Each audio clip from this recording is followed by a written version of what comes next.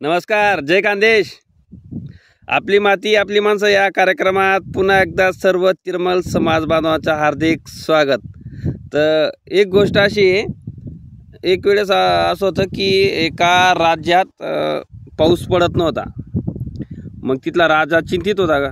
मग त्या राजाला पाऊस पडायला पाहिजे आपल्या राज्यात, तिथं दुष्काळ होईल, आपल्या खूप अन्नधान्य पिकवण्याचे वांदे होतील, मग आपण काय केलं पाहिजे बा. मग एक ऋषी आला तिथे.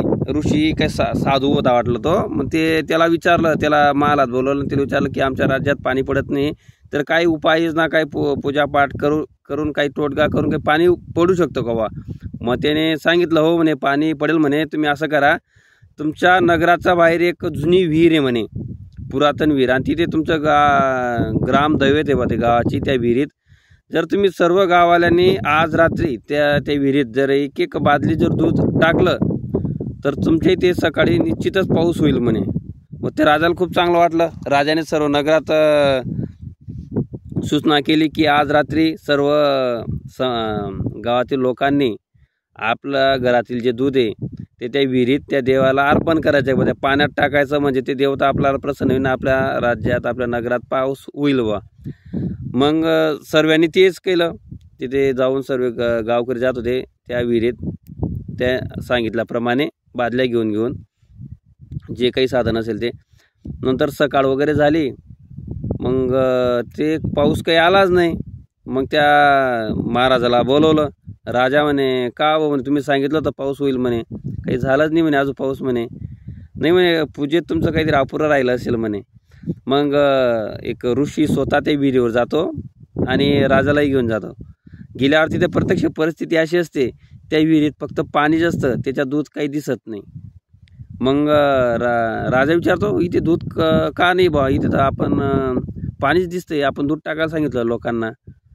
पण तिथे पाणीच असल्याचं एक मुख्य कारण असं आहे की जे गावातील लोक आहेत प्रत्येकाने असा विचार केला की सर्व गाव त्या विहिरीत जर दूध टाकणार आहे बा, आणि मी जर एकट्याने जर पाणी टाकलं ते कुठे ओळखू येणार आहे बा. सर्व गाव तर दूध टाकणार आहे, मी एकट्याने जर पाणीच जर टाकलं ते काही ओळख येणार नाही, कारण की सर्व होतं पांढरं शुभ्र होणार आहे बा तिथलं पाणी. तर मी एखादं बकेट टाकलं पाण्याचं, काही सपून जाईल बा, असा विचार गावातल्या प्रत्येक नागरिकाने केलं. म्हणून तिथे फक्त पाणीच होतं, तिथे दूध काही होतं नाही. सांगायचं तात्पर्य एवढंच. आपल्या समाजात बी असंच होतंय. आपलं असं काही चांगले विचारवाले खूप चांगले लोक आहेत, पण आपण चांगले विचार मांडतो फक्त व्हॉट्सअपवर आपण मेसेज करून किंवा व्हिडिओ बनवून टाकले, त्या समाजात क्रांती कधी होत नाही. ती कृती प्रत्यक्षात आपण अवलंबली पाहिलं, आणि ती कृतीत आपण आणला तरच आपल्या समाजाचा विकास होतो. ते आपलं असं आहे, शिवाजी महाराज जन्माला आले पाहिजे, पण ते आपल्या घरात नको, शेजारच्या घरात आले पाहिजे. म्हणजे आपल्याला विकास करायचा आहे, क्रांती करायची, पण ते स्वतःपासून ते दुसऱ्यांनी केलं तर आपण ते क्रांती करू शकतो. हे असं आपल्या समाजाचं आहे. तर मी काल छोटासा व्हिडिओ बनवून टाकला होता. बऱ्याचशा लोकांनी खूप कमेंट केल्या, खूप चांगलं वाटलं लोकांना. आणि आपले त्या याच्यावरून असं दिसून आलं की आपल्या समाजात खूप चांगले विचाराचे लोक आहेत, की त्यांना फक्त सुरुवात करण्याची गरज आहे. ते सपोर्टही चांगल्या प्रकारे करा. फक्त सुरुवात कोणीतरी एकानं जे केली, आपण जर त्याच्यात मुद्दा मांडला होता छोटासा की बा आपल्या समाजात जे आपण आहेर प्रथा आहे ती बंद केली पाहिजे बा, तर त्या बऱ्याचशा लोकांनी त्याचा होकार दिला. पण त्याच्यात त्या विषयाला लागून बरेचसे विषय आले. बाकीच्या लोकांचं असं म्हणणं होतं की हुंडासुद्धा बंद झाला पाहिजे बा. बाकीच्यांचं असं कमी खर्चात लग्न करा, कमी खर्चात लग्न केलं तरी लग्न होतात बा चांगल्या प्रकारे. तेही एक विचार आहे. खूप चांगले विचार कमेंट लोकांनी केले.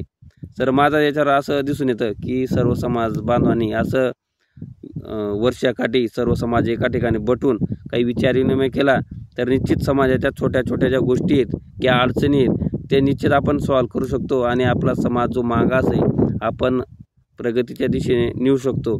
तुम्ही बघतात की इतर जे समाज बांधव आहेत, जैन, वाण्या, मारवाडी, जे मोमेडियन लोक आहेत, ते एक समाजाचा एकमेकांच्या लोकांना ते सहकार्य करतात. व्यवसायामध्ये काही अडचणी असली, त्याचा जर एखादा मारवाड्याचा धंदा जर डुबला, तर चांगला व्यक्ती त्याला मदत करतो, धंद्यासाठी सपोर्ट करतो.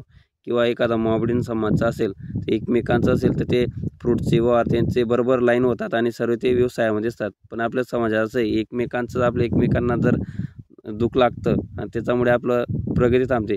बाकीचे खालच्या लेवलचे लोक आहेत, हे आवाज उठत नाही. मध्यम लोक हे करत जास्त इंटरेस्ट घेत नाही. मोठ्या लोकांना गरज नाही, म्हणून समाजाचा विकास होत नाही.